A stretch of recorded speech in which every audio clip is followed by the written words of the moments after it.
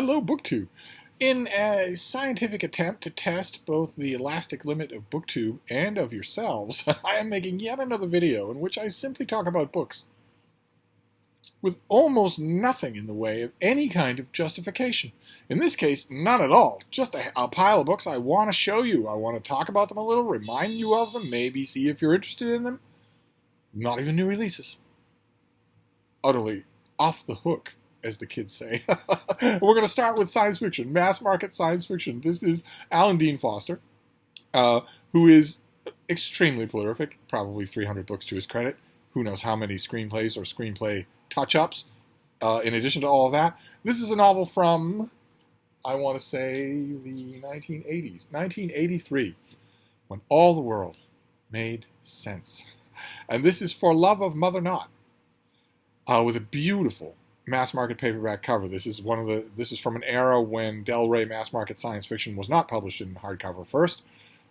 The authors were not given a $500,000 advance. Nothing like that happened. There was no media blitz.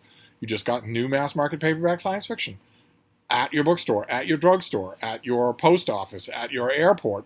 And if it looked good, well, it cost $2.95. So if it looked good, you could just buy it and read it.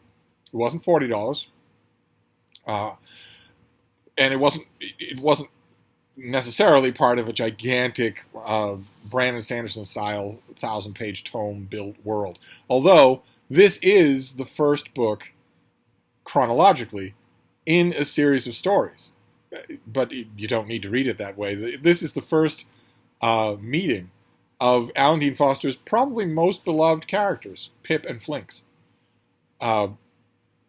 This is the story. Well, here, they called him Flinks. He was just a freckle-faced, red-headed kid with green eyes and a strange, compelling stare when Mother Mastiff first saw him at an auctioneer's block. 100 credits, and he was hers. For years, the old woman was his only family. She loved him, fed him, taught him everything she knew, even let him keep the deadly flying snake he called Pip. Then Mother Mastiff mysteriously disappeared, and Flinks and Pip took to trail her kidnappers across the forests and swamps of the winged world called Moth. Their only weapons were Pip's venom and Flinks' unusual talents, with a capital T. I think that Alan Dean Foster hit a winning formula with Pip and Flinks. There have been many, many novels since then. This is extremely touching. I believe this is more of a standalone book for Pip and Flinks than any other book, obviously, that he wrote on the subject. It's one of my favorite Alan Dean Foster novels, even though it's from 40 years ago. It's still one of my favorite things that he's done. This and a novel called Nor Crystal Tears, I think, are really, really effective science fiction, in addition to being lots and lots of fun. This is an author who very much keeps you, the reader, in mind when he's writing. Even some great science fiction authors don't do that, right? Werner Vinge certainly doesn't keep you in mind when he's writing. He hopes you'll scramble along for the ride, but he's mainly concerned with grappling with his own vision. Alan Dean Foster harks to a much older tradition of science fiction writing, and where it's ideas and fun, where it's designed to make you think and keep you reading. And For Love of Mother Naught is all of that. It's also incredibly touching, especially probably the last third. For no reason whatsoever, totally out of the blue, I am recommending For Love of Mother Naught by Alan Dean Foster. I'm also recommending this author. You really can't go wrong with an Alan Dean Foster novel or short story. You really can't. This next one is from, actually has a pub sheet in it, so I would know. This is from 2019. This is by Rory Moore, who's done quite a bit of stuff that I like. And this is Gentlemen of Uncertain Fortune.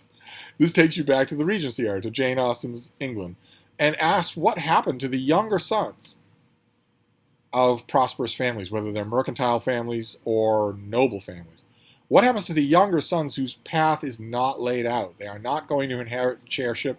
They're not going to inherit the title. They have to do something with themselves. Do they go into the church? Do they go into the army? Do they do anything else? There were, as any of you who know anything about this subject know, there were a huge number of very interesting, idiosyncratic examples of what happened. And there, the cover has young Wilson trying to make do in the world, trying to figure out what's going on. Of course, Wilson still hasn't found out what he's supposed to do in his life. But this is absolutely delightful. Roy Moore, I don't know if this is a UK edition or not. He's a visiting, at the time this came out anyway, he was a visiting research fellow at the University of Adelaide and a renowned expert on British history. And he wrote, his biography doesn't say, but he wrote a book on Napoleon that I liked. One of the few books on Napoleon that I liked out of the million that have been written. And this is pure fun. A lot of you will remember a book called Aristocrats, by the same woman who wrote the Duchess of Devonshire, I believe. Was it Amanda Foreman? Well, anyway, there is a certain kind of book where the author digs into the historical archives. Every single British palatial country estate has an archive, a library of its own. There are an enormous amount of records about these families that people just assume no one's interested in other than the family. Every one of these families, every one of these mercantile or noble families had an infinitude of interesting stories. And all it takes to get a good book out of all of that, we saw Adrian Tinniswood's book, The Verneys, about one family. All it takes to find those great stories, I guarantee you they're there. All it takes to find them is two things. You have to be indefatigable. You have to be willing to crawl through those archives, months and months at a time, where you find nothing that's of any use to your instincts. But then the other element, which is far less guessable, is those instincts. You have to be able to transmute all of that into a great story. Or who cares how much research you've done? And Rory Muir definitely can. This is tremendously enjoyable to read. I would say as enjoyable as anything else that you're going to read on Jane Austen's England. All about these aimless, feckless young men who had to figure out what to do with their lives. So, again, for no reason whatsoever, I am recommending this book. We'll move on to this one. This is a kid's book, but it is a perfect example of what I always talk about, how the best kids' books are every bit as enjoyable for adults as well. I praised this on this channel. I don't know if it still has a pub sheet in it. Maybe it never did. Oh, no, I think I saw one. So that we can, so we can see the date on this. Is this also 2019? No, 2020. This is 2020. This is by Kate Messner, who did the writing, and Adam Rex, who did the artwork, and this is The Next President, a kid's book called The Next President. There's the White House with a figure in the doorway. And you might think that this, your first impulses about what this is would probably be wrong. Mine certainly were. This came out, of course, when the whole trauma of the Trump presidency was foremost in the news. What law is Trump going to break today? That started to become, in 2017, 2018, that started to become something that I check out of the world at midnight every night, and then I check back in the morning. And every morning, it started to be, okay, what clearly demarcated federal offense, felony, is the President of the United States going to be bragging about committing on Twitter today? Because there's a long list of them, starting with the emoluments clause and going on from there. There's a long list of them. I kind of thought this was going to be that, but oh no, it's not that. In fact, it is absolutely wonderful. Because it's not talking about predicting the future. It's talking about looking at the past. It looks at all of the American presidents at different times in their lives when you wouldn't have predicted that they are presidents. See, here's a group of people, all different types of people, looking at the presidential library and just imagining, just daydreaming. Look at the look on that woman's face. She's just daydreaming. Who are these guys? This is sort of, once upon a time, was the pinnacle of American life, where young people were told, immigrants were told, in America, anybody can become president. And then in 2016, with the election of Donald Trump, the emphasis, the way, the cadence of that sentence suddenly went from being aspirational to being threatening. The sentence didn't change at all. The wording was still the same, but the emphasis on the sentence suddenly became a threat. It was, in America, anyone can become president. Even a racist, sexist, fascist, lying moron can become president. So that glow of aspiration is a little bit knocked off here, but the scheme of the book is invulnerable. It's just incredible. It takes you to ages in presidents' lives when no one had any idea what they would be. Here we have 4-year-old Zachary Taylor was living with his 2 older brothers on a Kentucky farmland his father had been given for serving in the Revolutionary War. No hint of the president. Let's move on to a later day. Of course, Abraham Lincoln. You're going to want to know about Abraham Lincoln. But what about these in 1841? In 1841, we have Congress people busily milling about outside an official building. And what are we told? Millard Fillmore, who'd grow up as a quiet bookworm in New York, was in Congress. Franklin Pierce, who had been serving as a senator but left Washington in 1841 to go home to New Hampshire at his wife's request. And James Buchanan was in the Senate in 1841. 16 years later, he would become the only president who never got married.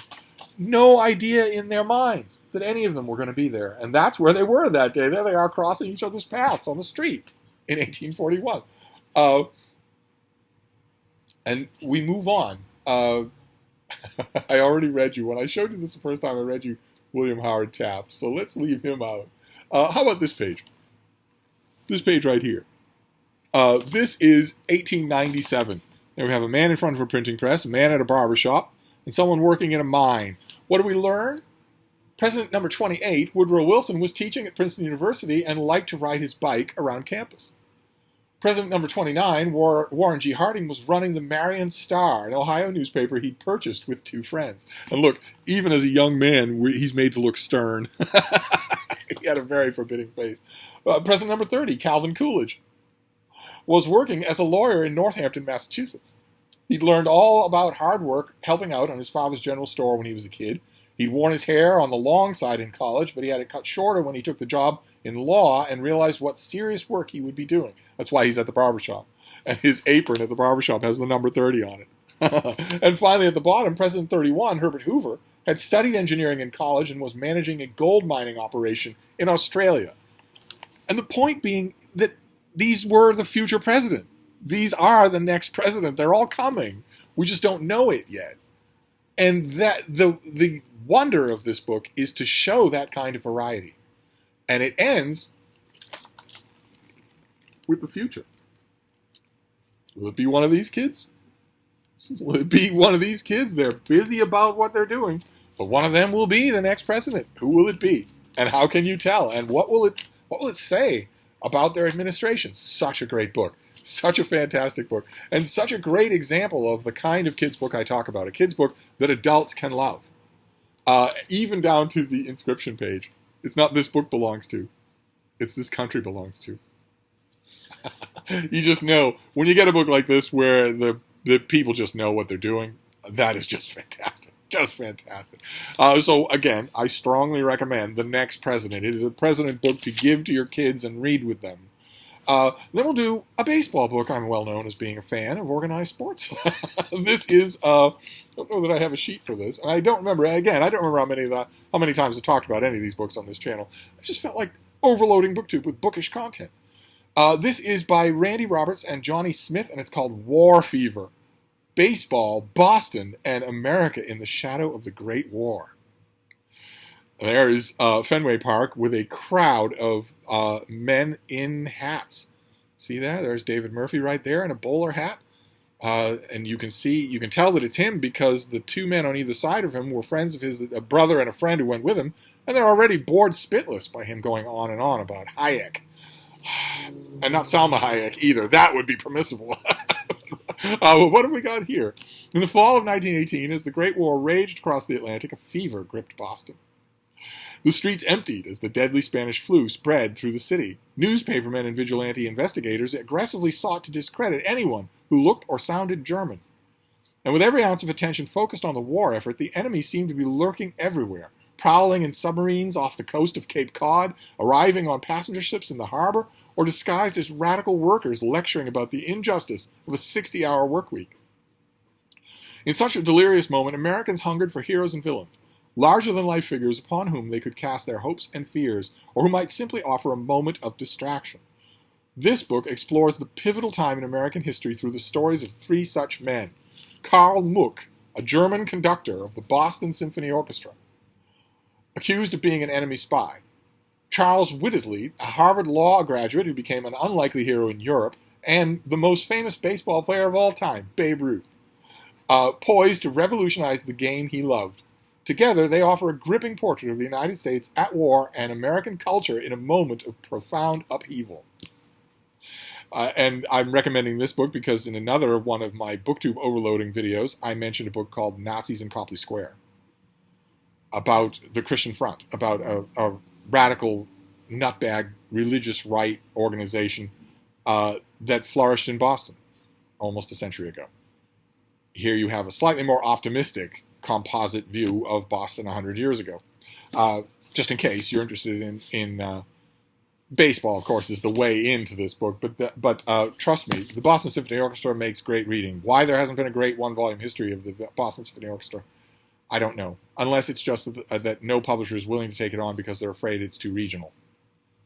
But the Boston Symphony Orchestra was first in a number of ways connected with symphonic music in America, and that stops it from being regional. That raises it out of the regional. So I'm a little bit surprised that somebody hasn't approached Northeastern or Harvard University to get that book. I'm sure it's been written. But the next book we have will range further back. This is from decades ago, and it is a classic. So I thought I just at random would include it in a random video. This is Richard Ben Kramer's masterpiece, What It Takes. Huge hardcover from, I want to say, the 1980s? 1992. From 1992.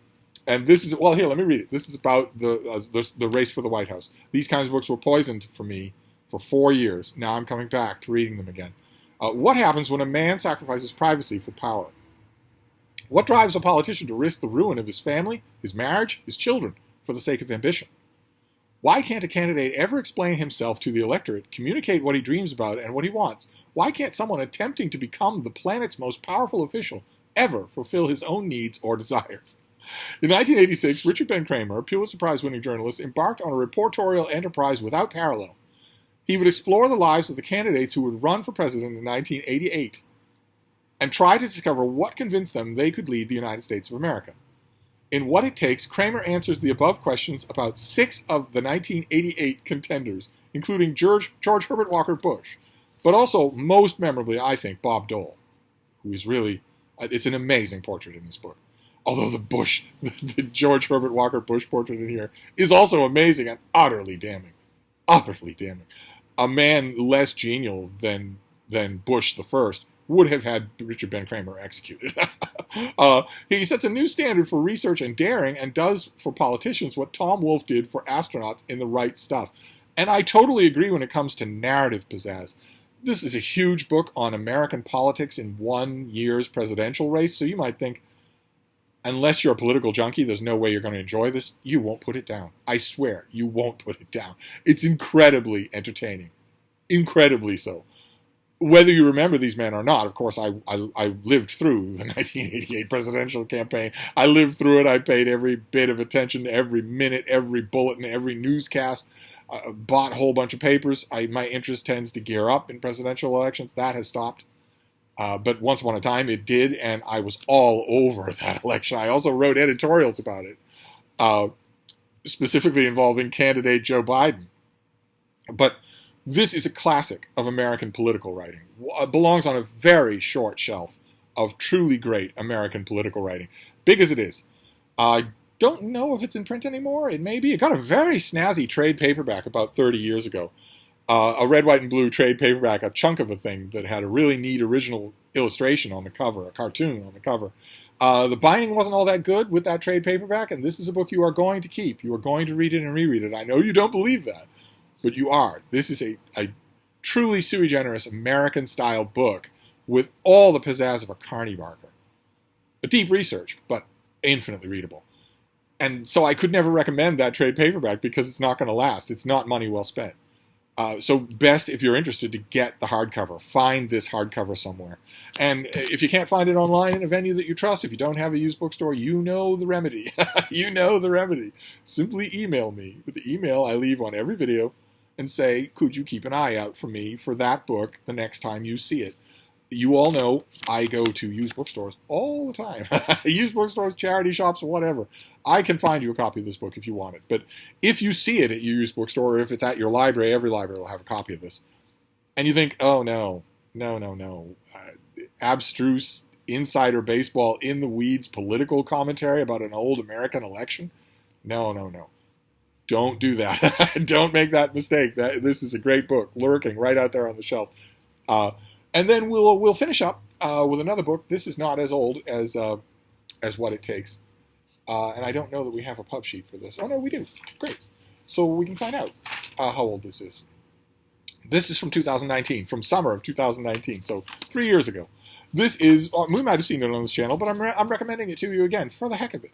This is by Maggie Ryan Sanford with illustrations by Rodica Prato, and it's called Consider the Platypus.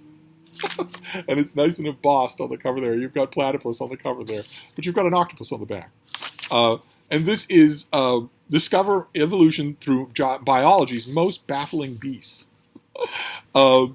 This book explores the history and features of more than 50 animals to provide insight into our current understanding of evolution. Using Darwin's theory as a springboard, the author details scientists' initial understandings of the development of the creatures and how that has expanded in the wake of genetic sequencing.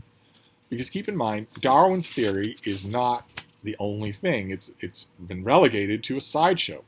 We can now sequence the genes of a huge number of animals, extant and extinct, and directly see what they owe to each other. It's an amazing field, but that's not what this is about. This book is purely for general readers. And some of the topics covered are the peppered moth, which changes color based on the amount of soot in the London air. The California two-spotted octopus, which is the amazing ability to alter its DNA and RNA, not over generations, but during its lifetime.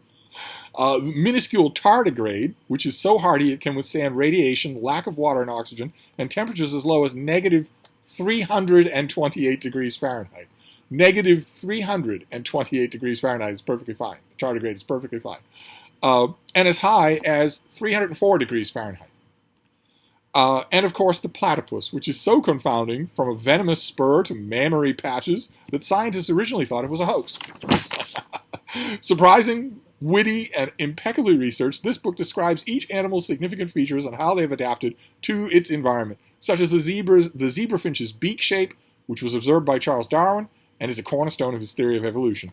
With scientifically accurate and charming art, Consider the Platypus showcases species as diverse as the sloth, the honeybee, the cow, the brown kiwi, and the lungfish to tackle intimidating concepts in an accessible way. And it very much does that. Look at how lovely this is. Look at how lovely this is. You get these some weird animals. There's the coelacanth, of course. You're going to get the coelacanth, but also a lungfish, which can breathe on air and breathe in water. You get Darwin's finches, a bonobo, a relatively newly discovered species of chimpanzee, and what they are and how they're different. There's a barn owl. You get all sorts of facts about it. There's the fame-o-meter. How likely is it that you're going to recognize this animal? This is a lovely book, just wonderful. Again, not only is it perfect for a natural history fan, if you are one, if you know one. Not only is it perfect for a natural history fan, it's also perfect for kids. Keep in mind, I'm a big advocate of giving kids books that maybe are written a little over their head, or even a lot over their head. There's nothing that a kid likes more, a young reader. There's nothing they like more than being entrusted with a book that they know on some level perfectly well they're going to have to grow into. It's a mark of astonishing confidence and affection to give a child a book like that, and they cherish them. They absolutely cherish them. People often say, people who aren't parents often say that children are a little oblivious, that they're just greedy little monsters. But a child knows perfectly well if you're condescending to them. They know it perfectly well, and they don't like it. They don't like it any more than anybody else does. In fact, I would argue that they like it less, because they know they have no power. And it really puts salt in the wound for condescension. That's why teenagers get so broody. Those of you who might be wondering and maybe need a little leg up, that's why teenagers get so broody. They are the absolute pinnacle of both being sensitive to condescension and being aware of their own lack of power. That's why they need extra special handling. It's perfectly possible to get them straight through those years just fine if you retain your awareness of that. Most adults forget what it's like to be powerless. And they shouldn't. But this wasn't meant to be a lecture on parenting. What I'm trying to say is that you might look at this thing, you might see some of the genetic information and whatnot, in here, or pages where there are mostly words, and you might think, ah, no, my 8-year-old, I can't really give my 8-year-old this. You can't. You absolutely can't. And your 8-year-old might really thank you for it. They'll wear it out, and that's the kind of book we like, right? So consider The Platypus. From 2019, did we say? 2020? Well, it doesn't matter. These are all over the map. So there you go. Yet another book pyramid for today. We have Consider the Platypus. We have What It Takes by Richard Ben Kramer. We have War Fever, Boston, seen through the stories of 3 people who were in a powerless position when it came to immigration, health, popular imagination. Then we have The Next President, an utterly charming kids book about how you never can tell, how history comes right at you. Then we have Gentlemen of Uncertain Fortune by Rory Muir, about how Wilson is going to make it in the world once he leaves Brideshead. And finally, For Love of Mother Naught by Alan Dean Foster. One of, I know it's silly to say when you're talking about an author who has so many books to his credit, but one of Alan Dean Foster's best, most memorably good books. So there you go. A totally unmotivated book discussion. And that's about enough of that. So I'm going to wrap this up, but I'll be back. Thank you, BookTube.